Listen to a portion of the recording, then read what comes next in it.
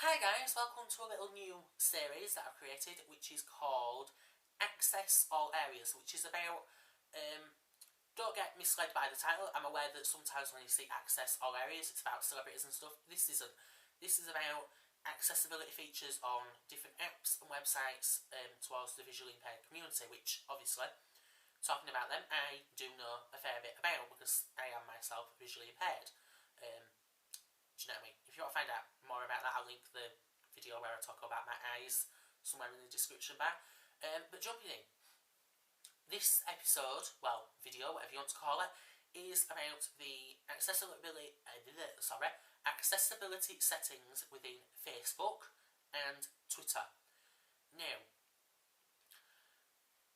more or less everyone is on Facebook. If you aren't on Facebook, you're on Twitter. Not that I'm saying that there's sort of a rivalry between Facebook and Twitter, but there is. Twitter is seen more as the baby of the two, if you get what I mean, because I think Facebook's been going nearly 10 years now. I'm not 100% sure on that. And I think Twitter's just celebrated its 7th a couple of months ago. Yeah. Now, I'm going to be talking about the accessibility settings within Facebook, and then comparing them to the accessibility settings in Twitter. Now, over on Facebook, when it originally started, it was very poorly laid out, and none of the accessibility settings had been built in. It has hence changed. Now, obviously, because Facebook is more tailored towards the browser that you're using, say for instance I use Internet Explorer, you can just increase the zoom up until, do you know what I mean, up until you get it into what you want, which granted is okay. Now, that's one side. Facebook does tend to use Flash Player. Now if you haven't got Flash Player installed, you can't really use it, but to be quite honest, if you want to use Flash Player, 9 times out of 10, the Flash Player windows that they install, so say for instance, I don't know, say you're on a business website and they want you to fill in a form. Now 9 times out of 10 that form appears in a Flash Player window, sorry. 9 times out of 10 it appears in white. You can't change it to your accessibility settings. If you zoom in, it disappears. So there is that downside to it. Granted, they have tried to make it more accessible for the visually impaired on Facebook. The only trouble is that it doesn't really come off because, for instance, I have talked about the web version of it, but on the, say for instance, the app version of it, for instance, Apple's iOS app, you can use it in VoiceOver. 100% of the time, it's okay. But there is that small majority, so that makes no sense, does that? I'll start again. 90% of the time, it does work okay if you're on VoiceOver. Sometimes you'll try typing over VoiceOver and it'll just say button, button, button. Of course, to visually impaired people like me, that is no help whatsoever. You might as well say, right, exit the app, just don't use that. Do you know what I mean? So it's kind of annoying when you come to that. Other aspects of it, the stickers that they've introduced within chat. Is it just me, or do they just look strange to begin with?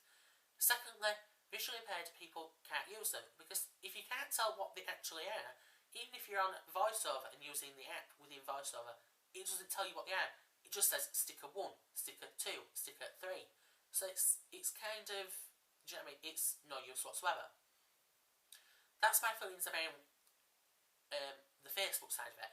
Now, marks out of 10 for visually impaired accessibility features within Facebook, I'd have to give it, I probably couldn't give it more than a 6.5, because there is, granted there is some good bits, but there is major flaws, and I think Facebook needs to try and wake up and, do you know what I mean? There is something, I think it's something like 6 point something mil, there's probably more than that, 6 points, do you know what I mean?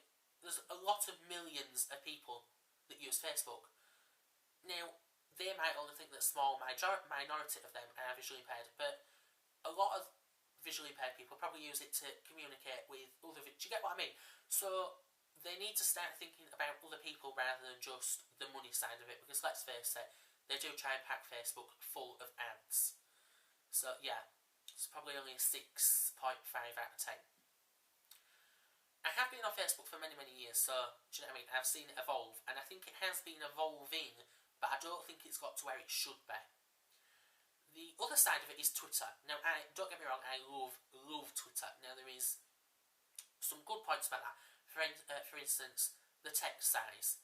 The text size is, even if you don't have it on Zoom or anything, it's a very large text size. It's a very simplistic layout. It's not complicated. You have this button for that button for that. For instance, you want to click on home, go to your main Twitter feed. You just click home, then you have your connect, which is anyone that's talking to you. Do you know what I mean? It's simplistic. It's not as what's the word? It's not as complicated as Facebook's there. The downside to Twitter for me is I have Windows Internet Explorer 10, I think it is, and I use 9 times out of 10 I use a 400% zoom, which, if you're not visually impaired, that may sound a lot. Even if you are visually impaired, that sometimes seems a lot. Now, on normal websites, you can press your up, down, left, right keys, your navigational keys to scroll along, go up and down the page. You can't do that on Twitter. You have to actually grab the mouse, scroll along, put it on the bit that you want, and then you can scroll down. So it's kind of a bit annoying. They did used to be able to use your navigational keys to, scroll left, right, up, down. But for some strange reason, they've taken that out of the equation. Don't know why. The other thing that irritates me about Twitter, is, yes, granted along the top row you have your home, connect to, discover and meet up. That's fine. But for stuff like your direct messages, your favourites, stuff like that, you have to put it out of Zoom. Squint, 9 times out of 10 use a magnifier or a narrator, click on the little box that's in the top right hand corner and scroll down. Do you know what I mean? They should make it more accessible that way. Which, do you know what I mean, is kind of annoying. Minus that 10 for Twitter, I'd probably give it a... probably a lot higher. I'd probably give it an 8. Now, you're wondering why am I giving it 1.5 marks out of 10 more than Facebook. Mainly because Twitter's role is simplistic. It's not, do you know what I mean? It's not complicated. It's easy to use. That's its direction it's going in. I don't think it's ever going to be the point of where you have apps, this, that, chat, blah, blah, blah. Do you know what I mean? Those different features. I just think they're going to probably upgrade the design, which for me is great because the design is okay, but it could do with some improvements. I don't know, I may just be rambling. These are my little thoughts on the accessibility settings within Facebook and Twitter. If you like these videos, I will do another one, but obviously I'm going to need your help for some topics because, do you know what I mean? There is a lot of websites out there, so if you have one that you want me to, do you know what I mean, check out the accessibility settings of, please either email me or tweet me or get in touch. I'll leave all my contact things in the description bar. So yeah, that's my accessibility settings, accessibility settings, Facebook versus Twitter. Yeah, so hope you have an awesome week.